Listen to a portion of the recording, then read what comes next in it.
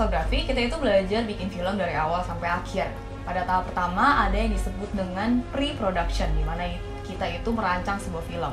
Pada tahap kedua ada yang dinamakan dengan production, di mana kita syuting film itu, dan tahap ketiga itu yang kalian kenal dengan tahap editing, dan kita sebut dengan tahap post-production. Yang namanya persiapan itu kita mulai dari bikin konsep, bikin skrip, mengembangkan ceritanya. Kemudian kita melakukan riset sesuai cerita yang kita bikin.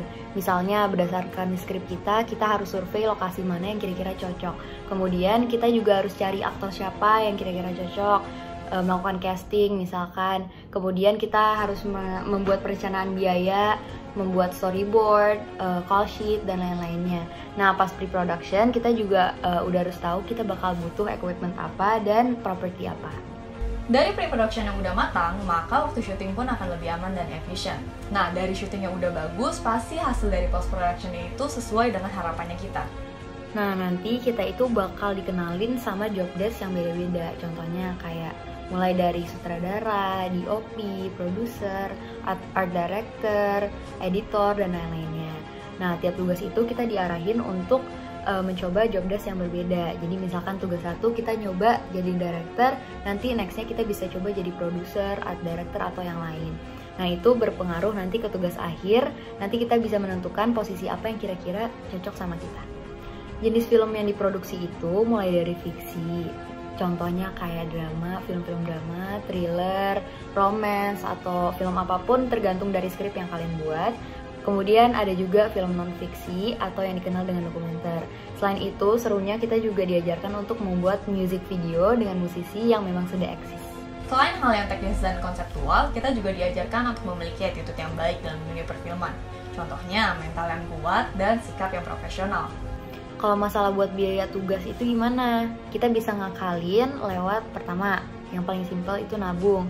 Kedua, kita bisa akalin juga lewat cerita kita. Jadi gimana kita membuat cerita yang tidak mengeluarkan banyak biaya. Dan ketiga, rata-rata tugas di UPH itu tidak dikerjakan sendirian. Kita bakal kolaborasi sama teman, jadi nanti pastinya kita bakal patungan. Peralatan yang dimiliki nggak harus baru kok ketika masuk. Kita bisa cari-cari dulu mana yang paling pas dengan kita, sesuai budgetnya kita, tapi tetap memenuhi standar. Nah, dari kampus sendiri juga meminjamkan beberapa peralatan seperti lighting, lensa, dan lain-lain.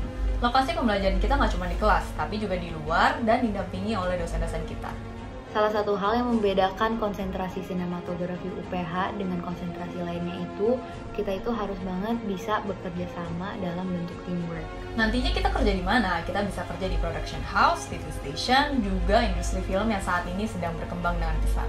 Kesan selama belajar di sinematografi UPH, saya merasa senang karena kita diberikan ruang lebih untuk mengeksplorasi karya-karya kita melalui ide-ide yang kita punya. Kesan-kesannya aku selama belajar di sinematografi di Cafe UPH adalah aku nggak pernah senang ini belajar. Mungkin film itu sesuatu yang umum, sesuatu yang semua orang tuh konsumsi setiap harinya.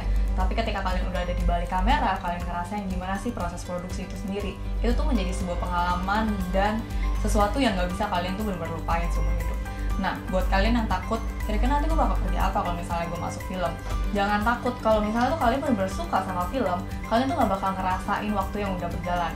Dan nantinya fortune akan datang sendiri kalian. Jadi, sampai jumpa di sinematografi di Cafe UPH.